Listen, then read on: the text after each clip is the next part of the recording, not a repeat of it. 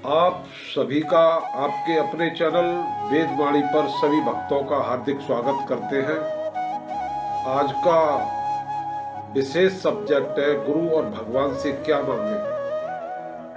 आप सभी भक्तों से अनुरोध है कि आप सावधान हो जाएं और एक एक शब्द को बड़े ही ध्यान से सुने।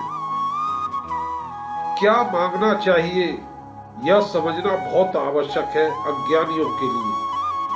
हम संसार में प्राय देखते हैं कि सभी की डिमांड अलग अलग होती है। कोई क्लब में जाने का शौकीन है, शराब पीने का शौकीन है, कोई मंदिर में जाने का शौकीन है। एक पिता के विपुल कुमारा, होए पृथक गुण सील अचारा, मुंडे मुंडे मतर भिन्ने, टुंडे टुंडे सरस्वती। तो ये मांगना बड़ी बारीक बात है और हम अज्ञानियों पर तो मांगना आता ही नहीं। बड़ी बड़ी पर्सनैलिटियां भी नहीं मांग पाती। हम आपको बताते कि एक बार हमारे प्राण वल्लभ श्री कृष्ण स्वर्ग घूमने आए तो देवराज इंद्र ने उनका बड़ा ही हार्दिक स्वागत किया हर्षोल्लास के साथ। तो श्री कृष्ण उनके अस्तित्व भाव को पाकर प्रश्न हुए और उन्होंने कहा, पुत्र वरदान मांगो।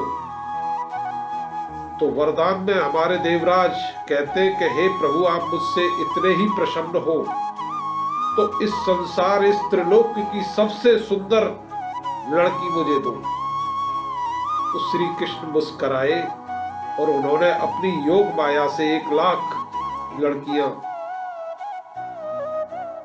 उन्होंने प्रकट कर दी और देवराज से कहा, देवराज आप छाट लो। तो उन्होंने, देवराज ने सबसे पहली ही लड़की छाट ली।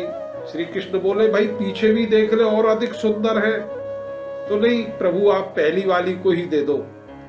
आप सभी भक्त जानते हैं उसका नाम उर्वशी है। उर्वशी को पाकर के देवराज अपने गुरुदेव बृहस्पति के पास पहुंचे और गुरुदेव से कहा, प्रभु आज श्री कृष्ण स्वर्ग आए थे और मुझसे उन्होंने कहा कि पुत्र वरदान मांगो। तो मैंने वरदान में ये एक उर्वशी अप्सरा को। अरे भाई, ये तो जो है इंद्राणी भी नहीं है, ये स्वर्ग की भी नहीं है। तो देवराज बोले, ये तो डायरेक्ट श्री कृष्ण ने अपनी योग माया से प्रकट की है।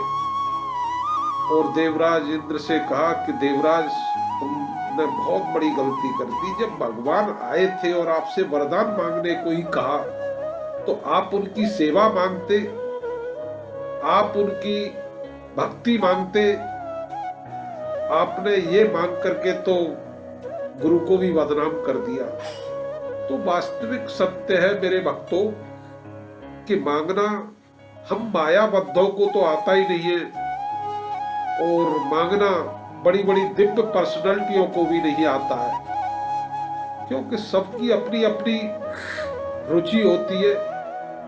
तो रुचि के अनुसार सब मांगते हैं। तो मैं यही कहना चाहता हूं, गुरु और भगवान से जब भी कुछ मांगे तो बहुत सोच समझ करके मांगे और बहुत ही योग्यता के साथ मांगे, क्योंकि मांगना हर किसी को नहीं आता। तो शेष कल, आज के लिए बस इतना ही।